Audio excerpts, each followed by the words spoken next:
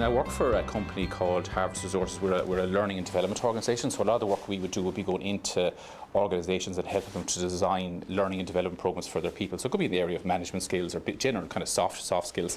So I guess what we found particularly over the last 3 or 4 years, that these organisations are looking for us to integrate technology more and more in terms of how we deliver our programmes.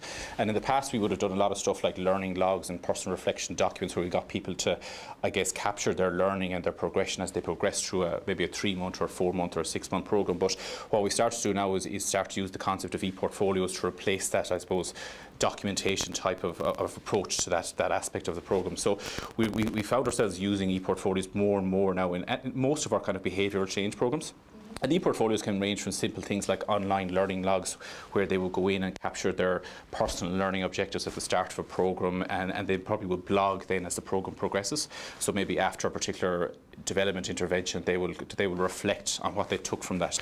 The other kind of things we would use it for as well is if there is an element of not so much assessment from an organisation point of view, but I suppose to evaluate learning transfer back at work.